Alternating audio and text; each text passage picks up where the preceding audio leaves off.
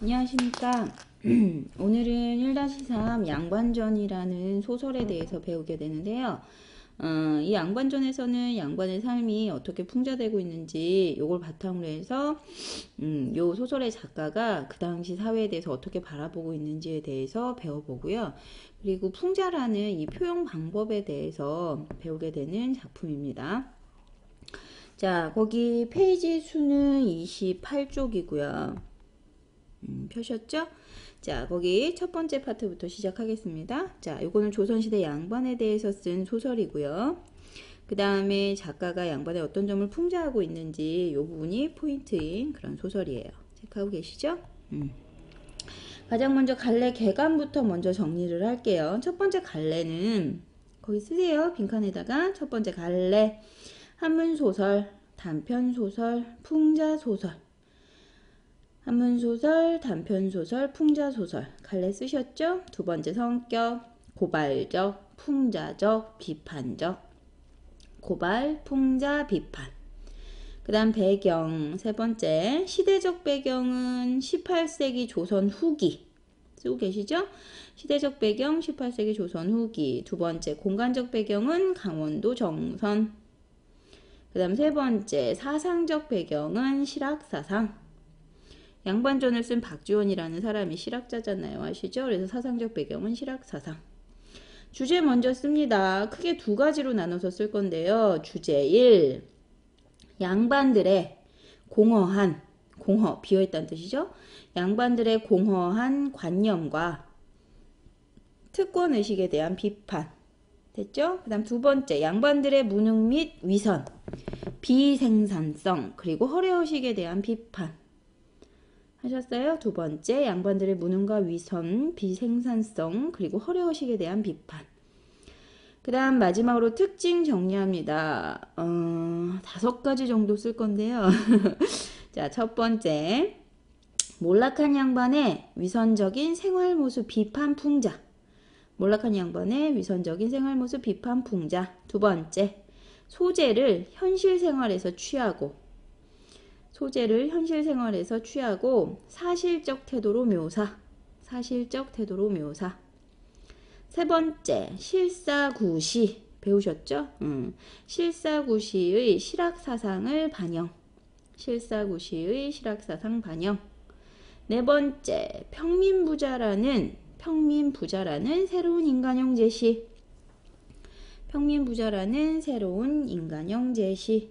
그 다음 다섯 번째, 양반의 전횡을 괴롭히는 거야. 특권을 가지고 양반의 전횡을 풍자적으로 비판. 하셨나요? 자, 그러면 첫 번째 이제 본문 내용을 볼게요. 맨 앞에 여기 부분이 발단 시작입니다. 발단 체크해 두시고, 자, 본문 들어갈게요. 양반이란 사족을 높여서 부르는 말이다. 사족 거기 나와 있어요. 요런 고전소설 같은 경우는 모르는 단어들 잘 기억해 두셔야 돼요.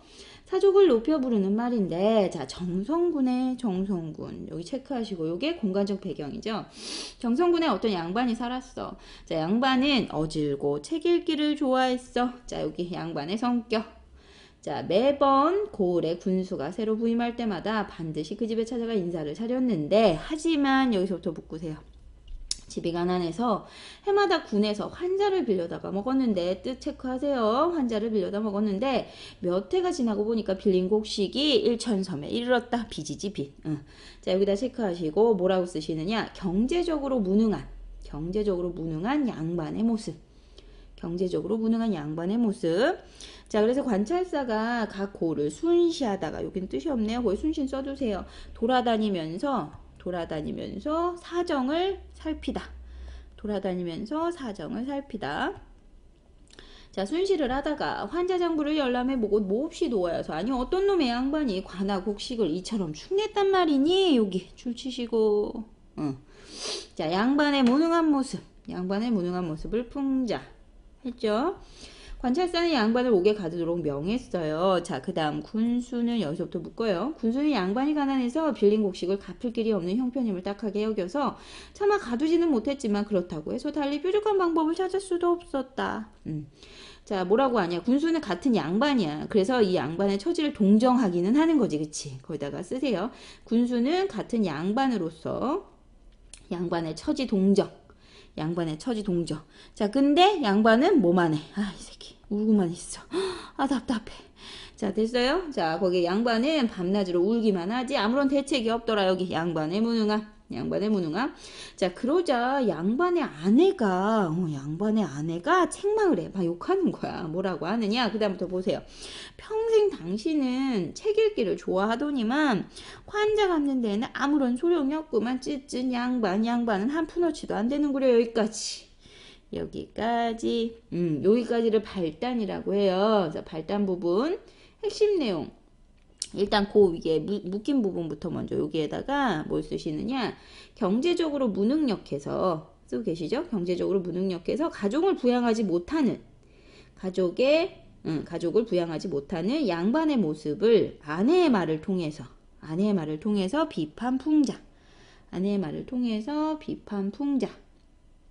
됐죠? 자, 그리고 여기까지 발단 소주제 정리합니다. 뭐라고 하시느냐? 자, 양반은 환자를 갚지 못해서 돈 빌린 거야, 곡식. 양반은 환자를 갚지 못해서 옥에 갇힐 처지에 놓이고 아내는 양반의 무능함을 비판함. 되셨죠? 다시 양반은 환자를 갚지 못해서 옥에 갇힐 처지에 놓이고 아내는 양반의 무능함을 비판. 자, 그 다음부터 여기서부터 이제 뭐가 시작되겠어? 그치, 전개. 체크하시죠? 전개. 자, 그때 그 마을의 부자 체크. 자, 이 부자는 신부는 양반이 아닌 거야. 그치? 그래서 얘는 거기다 써. 평민의 신분으로. 자, 평민의 신분으로 부를 축적한 인물. 말 그대로 돈만 있는 사람. 자, 그래서 부자가 가족과 상의하면서 이렇게 말을 했어요. 자, 그 다음 넘겨볼까?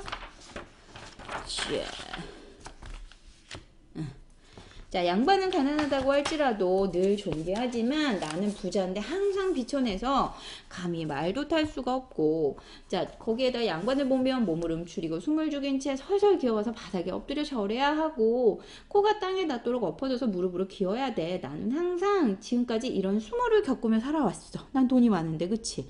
여기서부터 맨 위에서부터 여기까지. 자, 여기 묶으십시오. 여기 뭐라고 쓰냐? 당시의 시대상이죠. 당시의 시대상인데 어떤 시대상, 사회상이 드러나느냐? 쓰세요. 양반이 아니어서 겪게 되는 수모. 그러니까 신분에 따라서 차별을 했다는 거야. 이해되시죠? 신분차별인데, 자, 거기 옆에다가 신분차별 쓰시고, 양반이 아니어서 겪은 수모. 그러니까 부자가 양반 신분을 사고자 하는 동기가 되는 거죠. 난 돈이 많은데도 불구하고 무시를 당한단 말이야. 맨날 꾸부려야 돼. 그래서 나는 양반을 사겠어. 이렇게 되는 거지. 이해되셨죠? 그래서 부자가 양반 신분을 사고자 하는 동기. 또 쓰세요. 부자가 양반 신분을 사고자 하는 동기. 지금 양반 하나가 가난해서 환자를 갚지 못하다가 큰 곤욕, 그러니까 심한 모욕을 받았다는 뜻이야. 큰 곤욕을 치르게 생겼으니 필시 양반 신분을 유지하지 못할 거다. 자, 그러니까 내가, 거기 중요한 거, 내가 장차 그 양반의 신분을 사서 가졌으면 해. 여기에서도 사실 그 당시에 사회상, 시대상이 드러나죠. 양반이라는 신분을 어떻게 했다? 매매했다. 이런, 보이죠? 신분을 사고 팔았다라는 뜻이야. 신분을 사고 팔았다. 사고파. 정리할 수 있죠. 자, 그 당시에 실제로 양반이라는 신분을 사고 팔았던 일이 있었다라는 걸 암시하는 거예요. 자, 마침내 양반 집을 찾아가서 환자를 대신 갚아주겠다고 하니까 양반은 몹시 기뻐하면서 승낙을 했어요. 자, 그러자 부자는 그 자리에서 관하로 환자를 보냈어. 어우, 대단한 능력자야. 자, 그 다음. 자, 그리고 나서 군수는요, 몹시 놀랍기도 하고요, 의아하기도 해서요, 의심스럽죠. 이거 갑자기 한꺼번에 갚으니까 돈도 없는 앤데, 자, 분명히 이런 갚을 능력이 없다는 걸 알고 있었거든. 그래서 양반의 집을 찾아가서 위로하는 한편, 여기서부터 묶으세요. 양반의 집을 찾아가서 위로하는 한편 환자를 갚은 그 상황을 물어봤더니 양반이요, 번거지를 쓰고 잠방이를 입었대요. 여기 체크. 요거만 따로 번거지를 쓰고 잠방이를 입었다라는 게 요게 평민의 차림새예요. 그러니까 차림새도 달랐다라는 거죠. 평민의 차림새를 하고요. 갓을 안 썼다는 얘기죠. 길에 엎드려서 자기를 소인이라고 칭하며, 소인 잘 알아두세요. 얘는 반드시 알아두셔야 돼요. 자기를 낮춰서 말하는 거예요. 나보다 신분 높은 사람한테. 소인이라고 칭하며 감히 고개를 들어서 올려다보지를 못하는 거야. 여기까지. 묶으셨어요? 자, 거기다 묶은 부분에다 쓰세요. 뭐라고 쓰시느냐? 양반의 신분을 판. 양반의 신분을 판 양반이 평민의 신분에 맞는, 다시 양반의 신분을 판 양반이 평민의 신분에 맞는 모습과 행동을 하고 있음. 하고 화살표. 여기에서 드러나는 사회상. 당시, 화살표하고 써요. 당시 양반과 평민은 신분에 따라 행동을 다르게 했음. 이해되죠? 신분에 따라 행동이 달랐다. 군수는 깜짝 놀라 양반을 부축해 일으키며, 아니 귀하께서는 왜 이리 스스로를 욕되게 낮추냐, 왜 양반 신분을 팔았는지 모르니까 당혹스러운 거죠. 자, 그랬더니 양반을 더욱 두려워하며 머리를 조아리고 엎드려. 왜? 자기는 신분을 팔았으니까 난 평민이라고 생각하는 거지. 그러면서 뭐래느냐, 황송하옵니다. 소인이 감히 스스로를 욕되게 하는 게 아니라 소인은 이미 양반을 팔아서 환자를 갚았다. 그러니까 이제는 마을의 부자가 바로 양반이다. 소인이 어찌 감히 옛날 칭으로 함부로 쓰면서 나를 높일 수 있겠느냐. 여기 묶으시고, 그치, 여기 묶어서 써야지. 뭐라고? 양반이 평민 행세를 한 이유. 양반이 평민 행세를 한 이유. 양반이 평민 행세를 한 이유. 자, 그렇게 했더니 그 다음, 자, 그때 됐다. 자, 그때 군수가 탄식하며 말합니다. 아, 군자답구나 부자요. 양반답구나 부자요. 자, 그 다음부터 묶으세요. 부유하되, 거기 있죠. 부유하되 인색하지 않으니 의롭다 할 수 있고, 남의 어려움을 서둘러 도우니 어질다 할 것이고, 비천함을 싫어하고 존귀함을 좋아하니 지혜롭다 할 것이다. 여기까지. 자, 정리해서 씁니다. 군수가 부자를 칭찬하는 이유. 했죠? 군수가 부자를 칭찬하는 이유. 이 사람이야말로 진짜 양반이로구나. 하지만 사사로이 거래를 하면서 증서를 만들어 두었지 않았다가 훗날 소송의 빌미가 될 수 있다. 자, 여기 체크하고 씁니다. 군수가 그래서 뭘 만들어주냐? 양반 매매 증서. 거기 양반 매매 증서. 양반을 사고 팔았다라는 거. 양반 매매 증서. 군수가 양반 매매 증서를 만들어 두려는 이유. 됐죠? 너와 내가 그 사람들을 모아서 다 증인으로 삼고 증서를 만들어서 사실관계를 분명히 해두자. 나는 군수로서 마땅히 서명해주겠다. 자, 그러고 나서 군수는, 여기서부터 군수는 관하로 돌아가 고을의 사족이며 농민이며 공민이며 상인을 모두 물러 모아서 관할들을 모이겠다. 왜? 증인의 신분으로. 이해되시죠?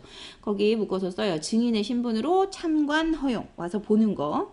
그래서 증인의 신분으로 참관 허용. 그 다음 부자는 여기서부터 또 묶어요. 부자는 좌수와 별감의 오른쪽에 앉혔어. 앉는 자리도 달라. 그치? 양반은 호장과 이방의 아랫자리에 세웠다. 신분에 따라서 자리도 바뀐 거지. 그게 여기에다 뭐라 쓰냐?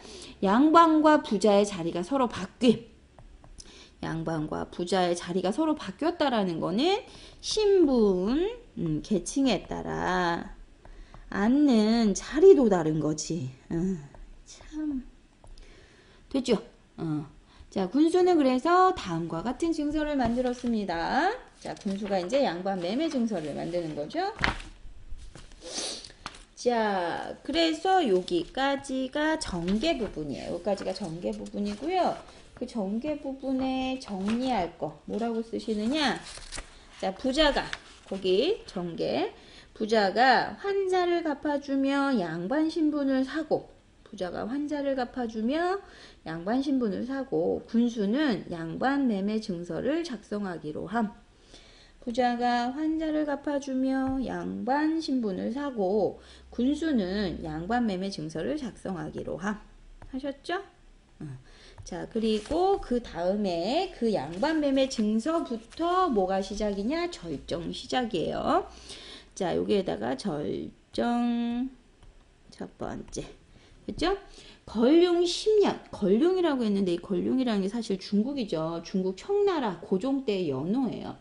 자, 그래서 걸륭 10년 1745년 9월 5일 자, 이 증서는 양반 신분을 팔아서 관아의 곡식을 갚은 일을 기록한 것으로 그 값은 1천섬이다. 자, 대체로 양반은 칭호가 많기도 한데 하고 독서하면 여기서부터 독성하면 사라 하고요. 벼슬을 하면 대부라 하고요. 덕이 있으면 군자라 하고요. 무시는 서쪽에 늘어서고 문시는 동쪽에 늘어서면 얘네 둘을 합쳐서 양반이라고 하나니 여기까지. 됐죠? 거기다 묶어서 쓰세요. 양반의 다양한 칭호 그리고 의미. 됐죠? 양반의 다양한 그러니까 호칭인 칭호 붙이는 말 칭호와 의미 하셨죠? 그 다음 내가 원하는 칭호를 따라라. 자, 그 다음부터 이제 양반이 해야 할 지켜야 할 일이야. 양반은 여기서부터 묶어요. 양반은 비천한 일은 일절 안 하고요. 자, 훌륭한 옛사람과 같이 되기를 희구한다라는 건 바라고 구하다, 희망한다, 뭐 소망한다 이런 의미라고 보면 돼요. 자, 희구하며 뜻을 고상하게 가져야 하고요. 언제나 새벽 4시 무렵이면 일어나 유황에 불을 붙여 등잔불을 켜고는 눈은 코끝을 보고 두 팔꿈치는 모아서 엉덩이를 괴고 앉아 무릎 졸이겠는데 그치? 동네 바기를 얼음에 팍 밀듯이 줄줄 외워 무조건 외우는 거지 그치? 굶주림을 참고 추위를 견디며 가난하단 소리는 입 밖에 꺼내지 말아야 하며 이를 딱딱하게 마주치고 손가락을 튕겨 뒷머리를 자극하며 입속에 침을 모아 몇 번에 나누어 이거 좀 심한데 그치? 삼켜야 하며 털모자는 옷소매로 닦아서 먼지를 탁탁 털어 윤이 나게 해야 하고요. 손을 씻을 때는 주먹으로 마찰하지 말고 뭐 어떻게 씻지? 양치질은 깨끗이 해서 이 냄새가 없어야 되고요. 그 다음 소리를 그 다음부터 여기는 다른 줄 칠까요? 소리를 길게 뽑아 노비를 보고 부르고 걸음은 느릿느릿 일부러 그러라는 얘기잖아. 이리와 뭐 이렇게 부르라고. 요게 뭐야? 요거는 양반들의 허세. 자, 그리고 또 뭐 있냐? 고문, 진보, 당시, 품위, 중국 책들. 자, 깨알만한 글씨로 베껴 쓰는데 한 줄에 100자씩 쓰래. 미친 거 아니야? 그 다음, 손으로 돈을 만지지 말고 쌀값을 묻지 말래. 이것도 손으로 돈을 만지지 말고 쌀값을 묻지 말아라. 요즘 같은 사회에서 그냥 굶어 죽으라는 얘기인데, 여기 뭐냐? 양반들의 그 당시의 사상인데, 거기다 쓰세요. 돈을 직접 대하거나, 그 다음 돈벌이에 관련된 일, 그러니까 상업이죠, 상업. 돈벌이에 관련된 일을 천하게 여김. 쓸 수 있죠? 돈과 관련된 거, 그러니까 돈을 직접 대하거나 돈벌이에 관계된 일을 천하게 여김. 아무리 더워도 벗으면 안 되고요. 맨상투로 가 쓰고 밥 먹으라는 얘기잖아. 맨상투로 식사하면 안 되고요. 밥 먹을 때 국 먼저 떠먹으면 안 된대. 헐.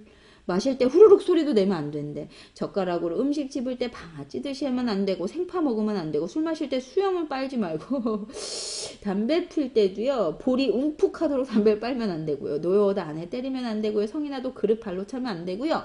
아녀자에게 주먹질하면 안 되고요. 노비들에게 돼져버려라라고 욕을 하면 안 되고요. 마소를 꾸짖을 때도요. 마소를 판 원래 주인을 욕하면 안 된대요. 또 하나. 자, 병이 나도 무당을 부르면 안 되고요. 그거 보이죠? 병이 나도 무당 부르면 안 되고, 그 다음 제사 지낼 때 중 불러다가 제를 지내도 안 되고, 요거는 미신적 행태를 비판하는 거지, 그치? 미신.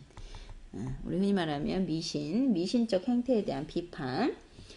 미신적 행태 비판. 자, 그리고 화롯불에 손을 추워도 불 지으면 안 된다는 뜻이야. 이해되죠? 말할 때 이를 드러내면서 침을 튀겨서도 안 되고요. 소 잡는 일 하지 말아야 되고요. 노름하지 말아야 되고요. 자, 그래서 이상의 온갖 행실들 가운데 양반에 어긋나는 짓을 했을 경우에 자, 이 증서를 가지고 관아에 나와서 바로잡도록 한다. 이해되시죠? 자, 그래서 여기까지는 뭐냐면요. 양반이 거기 묶어서 쓰세요. 양반이 지켜야 할 여기까지 하지 말아야 한다. 여기까지 끊을까요? 자, 여기까지 끊어서 거기 양반이 지켜야 할 의무, 규범 하고 있어요. 양반이 지켜야 할 의무, 규범 그리고 행동 지침을 나열했죠. 열거 아시죠? 양반이 지켜야 할 의무와 규범, 행동 지침을 나열했다. 그래서 여기 부분은요. 화살표하고 옆에다 같이 쓰세요. 허례허식 아시죠? 허례허식. 허례허식의 얽매인 양반의 태도를 풍자 비판. 허례허식의 얽매인 양반의 태도를 풍자 비판. 하셨어요? 자, 그래서 요게 첫 번째. 요게 첫 번째 매매 증서거든요. 거기다 쓰세요. 얘가 첫 번째 매매 증서. 라고 쓰시고 그 옆에 양반의 의무 쓸 수 있죠? 양반의 의무 그리고 행동지침. 양반의 의무, 행동지침. 하셨어요? 요게 첫 번째 증서를 작성해 준 거죠. 됐죠? 자, 그 다음 부분 볼게요. 자, 이에 통인이 여기저기 도장을 찍는데, 자, 그 소리는 북이 둥둥 울리는 듯 하고요. 여기 줄 치시고. 자, 통인이 여기저기 도장을 찍어 주신대요. 자, 이 도장 찍는 소리를 크게 묘사한 거예요. 도장 찍는 소리를 크게 묘사. 그래서 매매 증서의 위압감. 아, 얘는 꼭 지켜야 돼. 뭐 이런 느낌? 위압감. 자, 그래서 도장 찍는 소리를 크게 묘사함으로써 매매 증서의 위압감을 암시했다. 자, 그 모양은 북두성이 세로로 놓이고 삼성이 가로로 놓인 듯 했어요. 호장이 증서를 다 읽고 나서 부자가 한참 멍하니 있다가 아니 양반이라는 게 겨우 이거밖에 없느냐. 저는 양반이 신성 같다고 들었는데 이거반이라면 너무 재미없지 않냐. 나에게 이익이 되도록 증서 좀 고쳐라. 뭔가 불만스러운 거지, 그치? 그러니까 부자가 한참 동안 멍 때리고 있었던 이유가 뭐야? 양반의 권한이나 권리나 특권 이런 건 없고 이거 지키고 이거 하지 말고 이거 해야 되고 이런 얘기만 하니까 내가 마음에 안 든 거지. 자, 그래서 요 부분에서 드러나는 거는 뭐냐? 써야지. 부자가 양반 신분을 산 목적. 난 신성같이 좋은 거라고 들었다. 나한테 좋게 빨리 고쳐라. 이런 뜻이야. 그래서 부자가 양반 신분을 산 목적. 됐죠? 부자가 양반 신분을 산 목적. 자, 그러자 군수는 증서를 다시 새로 만들어주기 시작을 했습니다. 이제 부자가 증서 내용에 불만을 표출을 하니까 그래 그러면 다시 해서 이제 두 번째가 나오는 거죠. 자, 그래서 두 번째 증서가 짜잔. 자, 여기서부터가 절정2겠죠. 절정2 시작합니다. 두 번째 매매 증서.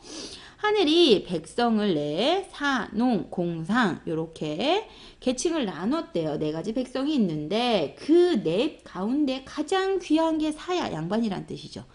자, 그래서 이를 일러 양반이라고 하나니 그 이로움이 막대하다. 요 부분. 양반의, 거기다 쓰세요. 양반의 특권적 위치. 양반의 특권적 위치.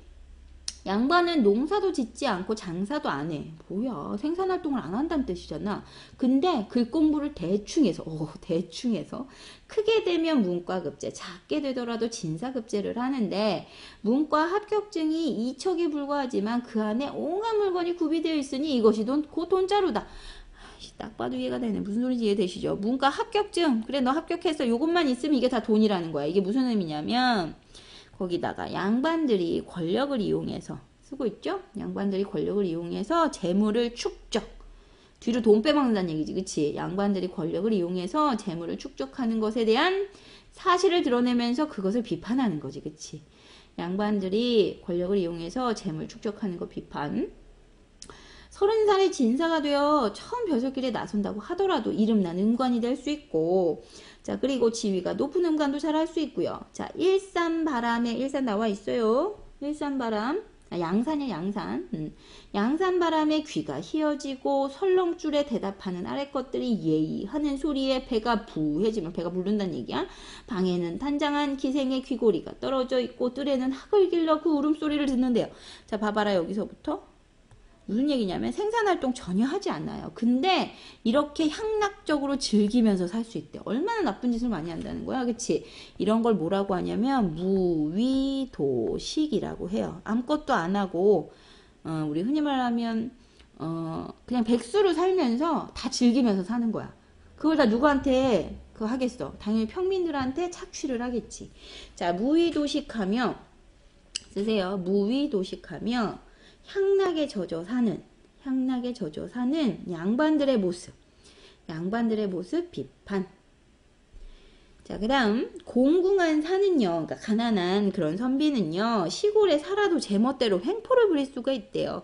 이웃집 소를 뺏어다가 제 논을 먼저 갈고요. 뭐야? 백성들을 끌어다가 자기 밭 김을 매게 하는데, 김 맨다라는 게 잡초 뽑는 거거든요. 그렇게 해도 누가 감히 대들겠느냐? 대들 사람이 없다.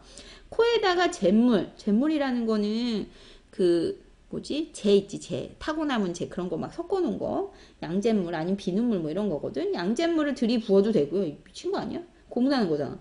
머리끄댕이를 돌리며 귀민머리를 뽑아도, 구렛나루 여기를 뽑아도 원망할 수가 없대. 이런 나쁜 짓을 하는데 이게 무슨 얘기야? 이렇게 해도 양반들이 이렇게 횡포를 부려도 평민들은 말을 할 수가 없대. 왜? 계층이 달라서. 이런 어이가 없네. 자, 여기 써야죠. 양반들의 횡포, 양반들의 횡포, 그리고 부도덕성. 부도덕성을 제시하면서 그것을 비판, 풍자하는 거겠죠. 이해되셨어요? 비판, 풍자. 자, 그래서 여기까지가 뭐겠어? 양반의 특권과 횡포를 담은 두 번째 매매 증서죠. 이게 두 번째 매매 증서인데 뭐라고 써야 돼? 이번에는 양반의 특권 그리고 횡포. 양반의 특권과 횡포. 하셨습니까? 여기까지가 절정 두 번째였고요. 자, 그 다음에 이제 마지막 결말 들어가요. 여기 증서를 작성하는 중간에 여기서부터 결말. 증서를 작성하는 중간에 부자가 혀를 휘두르면서 말했어요. 아, 그만둬. 맹랑하기도 하다. 어이가 없다. 허망하다. 자, 장차 나를 중요한 말 나와. 도둑놈으로 만들 셈이냐. 양반에 대한 직접적 비판이죠. 거기 체크하고 쓰세요. 양반에 대한 직접적 비판. 양반은 뭐다? 도둑놈이다. 미친놈들이에요. 도둑놈이에요. 라고 얘기하는 거야. 양반에 대한 직접적 비판. 자, 부자는 고개를 절레절레 흔들며 가더니 죽을 때까지 다시는 양반이 되겠다는 말을 하지 않았다. 이런 거지 같은 거 되지 않겠어. 왜? 이유는? 그 이유가 뭐겠어? 이유 써야죠. 양반의 허례허식, 그리고 무위도식, 횡포, 허세 부리고 아무것도 일 안 하면서 막 사람들 뺏어서 먹고 그렇게 사는 모습, 그리고 횡포, 괴롭히고 이런 것들을 깨달았기 때문에. 이해되시죠? 양반의 허례허식과 그 다음 무위도식 그리고 횡포에 대해서 깨달았기 때문에 이해되셨죠? 자, 그래서 여기까지가 결말이고요. 결국 부자가 포기한 거죠. 양반 신분을 포기. 자, 그래서 요 소설에 나오는 등장인물들을 보면 일단 양반 같은 경우는요. 경제적으로 무능력하면서 양반의 신분을 팔게 되는, 현실에 대한 적응 능력도 없고 그럴 생각도 없고, 그래서 풍자와 비판의 대상이 되는 존재고요. 그 다음에 양반 아내 같은 경우는요. 양반의 무능력함을 원망하고 비판하는, 그래서 양반 계층에 대해서 비판적이면서 양반의 권위를 부정하는 인물로 제시가 돼요. 정리하셔야 돼요. 자, 그 다음에 부자 같은 경우는 조선 후기 사회의 신흥 세력과는 부를 갖게 된 평민계층, 중인계층이라고 보시면 되고요. 그런 신흥 세력의 전형적 인물 유형인데요. 경제력으로 양반을 사려고는 하지만 그 규범이나 횡포를 알고 양반 되기를 포기하는 인물이에요. 그 다음에 여기 나온 또 다른 인물, 군수가 있잖아요. 군수. 그러니까 같은 양반 신분에 대해서 동정을 해요. 그래서 양반 매매를 원만하게 처리하는 척 하지만 사실은 부자가 양반을 사는 그 매매 자체를 방해하는 인물이라고 볼 수 있어요. 자, 그 다음에 첫 번째 매매 증서를 통한 풍자는 아시죠? 첫 번째 매매 증서를 통한 풍자는 양반으로서 지켜야 할 의무, 규범, 행동 지침들을 쭉 나열해 놓은 거라서 허례허식 혹은 비생산적 거칠에만 중시하는 그런 양반들의 모습, 그 다음에 체면, 형식 이런 걸 중시하는 모습, 규범에 얽매여서 살아가야 되는 그런 모습들을 비판하는 거라면, 두 번째 매매 증서를 통한 풍자는, 왜 두 번째 매매 증서는 양반으로서 할 수 있는 온갖 권리, 특권, 사실은 횡포죠. 이런 것들을 쭉 나열을 해놨어. 그래서 이걸 통해서 개인적 이익만을 취하고 부당한 특권을 남용하는 모습, 혹은 서민들을 가혹하게 수탈하고 부도덕적인, 비인간적인 양반들의 모습을 비판한 거라고 볼 수 있어요. 그래서 이 첫 번째 매매 증서와 두 번째 매매 증서를 통한 풍자는 각각 비판하는 부분이 다르니까 구분해서 알아두세요. 자, 이렇게 해서 본문 부분은 이제 정리가 다 됐고요. 거기 쭉 넘겨서 어디냐, 학습 활동은 넘어가시면 되고요. 그 단원 다지기에 보시면은요, 몇 페이지냐면요, 40쪽 깃발이라는 시가 나와 있어요.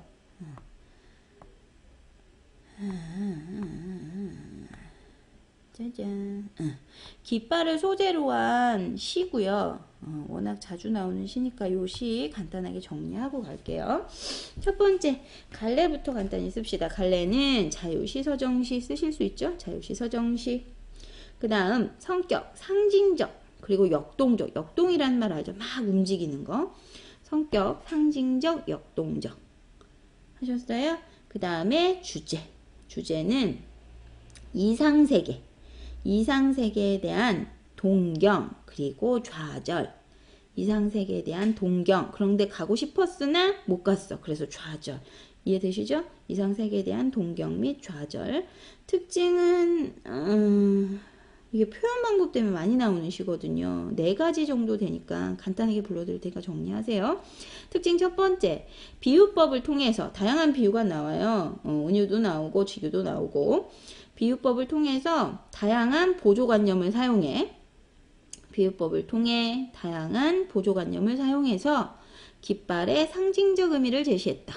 이게 첫 번째. 비유법을 통해 다양한 보조관념을 사용해서 깃발의 상징적 의미 드러냄. 두 번째, 깃발의 역동성과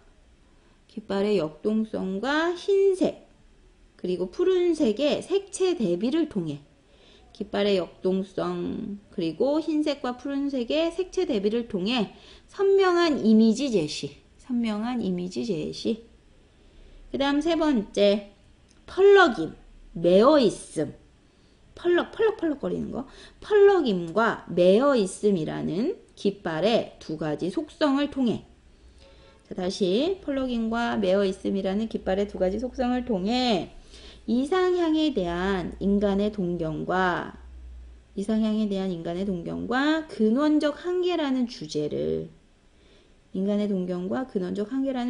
표현. 그 다음 네 번째, 표현 방법이 되게 다양하게 쓰였다 그랬잖아요. 역설법도 있어요.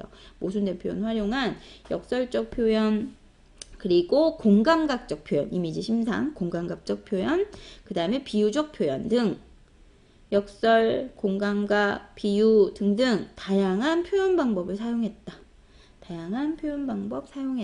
자, 그럼 본격적으로 본문 내용을 봅시다. 자, 이것은 뭐냐? 제목에 나오죠? 깃발이야, 깃발. 자, 이것은 소리 없는 아우성이래. 소리 없는 아우성. 자, 일단 뭐가 들어가냐? 이것은 아우성이다. A는 B다. 아시죠? 은유법이고요. 자, 이 아우성이라는 게 결국 깃발이라는 거죠. 그래서 여기서 깃발의 보조관념들이 나오는데 뭐냐? 아우성 같이 체크해요.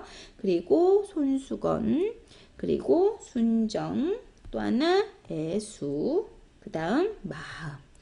요게 다 뭐냐? 깃발의 보조관념들. 이해되셨죠?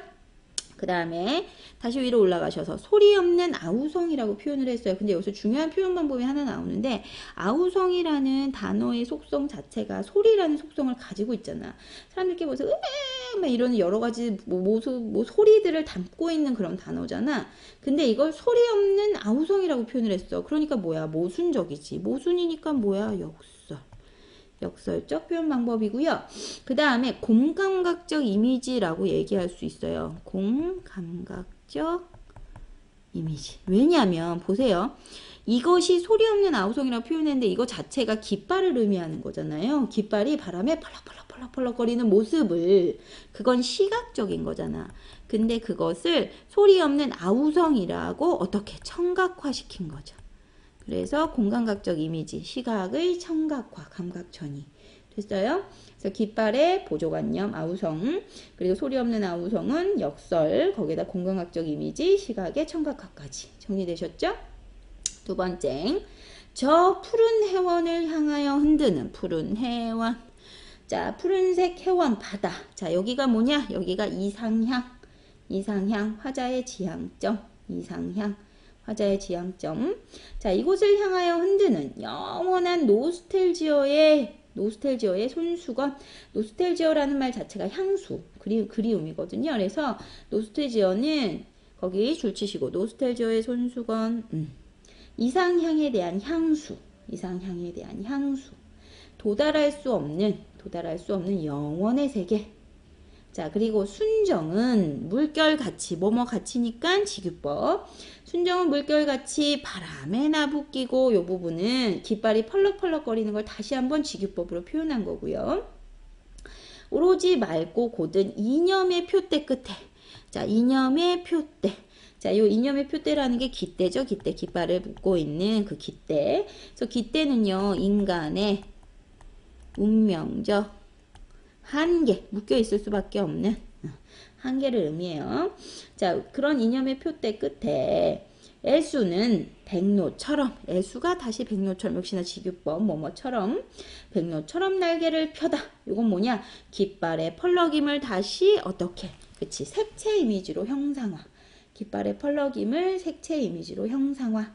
자, 그 다음 누구던가 감탄사 들어갔어요. 영탄법. 자, 이렇게 슬프고도 애달픈 마음, 슬프고도 애달픈 마음. 왜 슬프고도 애달프냐? 이상향에 도달하고 싶지만, 가고 싶지만 그렇게 하지 못하는 그 좌절로 인한 슬픔을 슬프고도 애달픈 마음이라고 표현을 했어. 자, 그런 마음을 맨 처음 공중에 탈주를 안 그는 걔는 누구니? 라고 했어. 그래서 요 세 삼행을 보면 도치법이 되죠. 도치법이 되고요. 그래서 이 부분에 대한 내용은 거기다 묶어서 쓰세요. 이상세계에 닿지 못하는 인간의 비극적 운명에 대한 근원적 물음. 거기까지 정리하셨어요? 자, 그러면 거기에다가 이제 다시 한번 체크를 해야 될 게 이제 뭐가 있냐면, 자, 색깔을 바꿔볼까? 자, 여기에서 보면 아까 푸른 해원이 있었죠. 그치? 이 푸른 해원이랑 그 다음에 누구 있었어? 백로 있었지. 백로. 이 백로랑 서로 색채 대비가 돼요. 그래서 요게 아까 얘기했었던 푸른색과 흰색, 푸른색과 흰색의 색채 대비. 푸른색과 흰색 간의 색채 대비가 되고요. 자, 그리고 깃발의 보조관념들이 있거든요. 앞에서부터 얘기했던 아우성, 그 다음에 손수건, 그 다음에 어디 갔어? 순정. 이런 아이들은요, 이상향에 대한 동경이라고 볼 수 있어요. 묶으셔서 이상향에 대한 동경. 근데 그 다음 애수, 그리고 마음. 얘 같은 경우는요, 두 개 묶으셔서 이상향에 도달하지 못하는 슬픔과 좌절. 이상향에 도달하지 못하는 슬픔과 좌절. 그러나 이 다섯 가지 다 모두 원관념은 뭐다? 그치, 원관념은 깃발이다. 요걸 알아두시면 되고요. 자, 요 정도 해두셨으면 이제 깃발은 어느 정도 정리가 됐으니까 이제 넘어갑시다.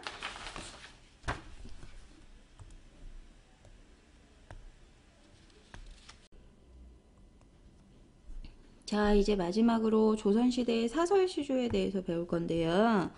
자, 요 작품은 어떤 대상을 풍자하고 있는지를 꼭 체크를 해보시는 게 포인트예요. 간단하게 또 갈래 정리합시다. 갈래는요, 체크하고 계시죠? 갈래는 사설시조, 갈래 사설시조. 그 다음에 성격, 풍자, 해학, 우의. 우의란 말 아시죠? 돌려서 우회적으로 표현하는 거. 그 다음에 주제. 풍자, 해학, 우의 쓰셨죠? 그 다음 세 번째 주제. 세상살이의 어려움. 그 다음 가렴주구란 말 아시죠? 가렴주구. 탄간오리들이 백성들 괴롭히는 거, 막 탈세하고 가져가고 막 그러는 거. 그래서 가렴주구를 일삼는 탄관오리 비판. 주제. 세상살이의 어려움과 가렴주구를 일삼는 탄관오리 비판. 특징은 크게 두 개 쓸게요. 그 중에 첫 번째. 백성을 착취하는 무리를 물것에 비유하여. 물것이라는 게 나와요. 물것. 벌레들 얘기하는 거야. 물것.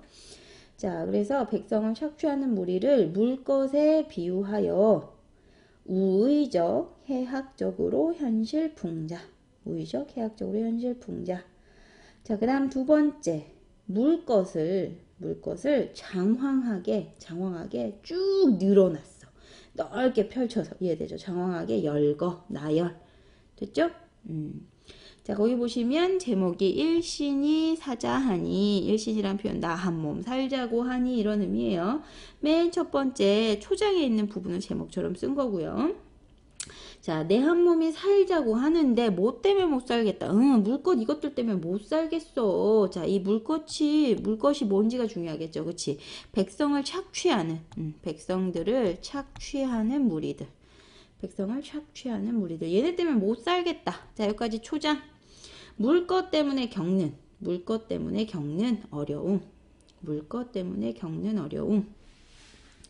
자, 그 다음에 이제 중장에서 쭉 늘어났죠. 중장에서 이렇게 훅 늘어났기 때문에 얘를 사설시조라고 부르는 거죠. 자, 그 다음부터 이제 물것을 열거. 물것을 열거. 어떤 물건들이냐? 열거, 나열한 부분입니다. 자, 피의 껍질 같은, 곡식 얘기하는 거예요. 피의 껍질 같은 가는이, 보리알 같은 통통하니, 굶주린이, 갓간이, 잔벼룩, 굵은 벼룩, 강벼룩, 벼룩이랑 벼룩들, 기는 놈, 뛰는 놈, 비파 있어요. 비파 같은 그런 빈대 새끼, 이번 빈대. 사령 같은 등에 압이 보이죠. 등에 압이, 이것도. 자, 등에, 그 다음에 갈따귀, 그 다음에 사마귀, 흰바퀴, 누런바퀴, 바구미, 다 벌레 이름이야. 거지어리, 부리, 뾰족한 모기, 다리 기다란 모기, 야윈 모기, 살찐 모기, 그리마, 뾰족이, 뾰로기 등등등 밤낮으로 비는 때 없이 물거니 얘네들이 밤낮으로 물고 쏘고 빨고 뜯고 심한 당비루까지 이보다 어려워라 이보다라는 거는요. 알죠? 물것들. 특건이 심한 당비루가 그런 피부병 벌레가 이것들보다 더 어렵더라. 그래서 나를 괴롭히는 그런 물것들을 쭉 열거하고 나열한 부분이에요. 자, 그 중에서도 차마 못 견딜 거, 가장 나를 괴롭히는 건 뭐냐? 6월 복더위에 쉬파리 와서 계속 괴롭혀요. 얘가 뭐냐? 탐관오리. 탐관오리를 상징하는 존재. 그 중에서도 가장 피해를 많이 주는 그 물것은 쉬파리. 이해되죠? 그래서 나 힘들게 어렵게 살아가고 있는데 나 제대로 살지 못하게 계속 와서 착취하고 물고 뺏어가고 이러는 얘네들 때문에 나 진짜 못 살겠다 라고 얘기하는 거예요. 이해되셨죠? 자, 그래서 이 작품에서 물것이 풍자하고 있는 대상은 결국 간단하게 정리할 수 있죠. 물것을 통해서 백성들을 착취하고 수탈하는 무리들, 뭐 탐관오리, 사령, 아정 등등등 얘네들을 다 풍자하고 있는 거라고 보면 돼요. 그러니까는 이 물것에 비유해서 이제 우의적으로 돌려서 비판한 거죠. 이해되셨죠? 이걸 통해서 그 당시에 조선 후기 괴로워하는 백성들의 처지, 심정을 잘 전달하고 있는 사설시조다라고 알아두시면 됩니다. 자, 그래서 오늘은 여기까지 하고요. 그래서 우리 첫 번째 단원 문학이 내게 오다라는 단원이 여기서 마무리됐어요. 자, 고생하셨고요. 수고하셨습니다.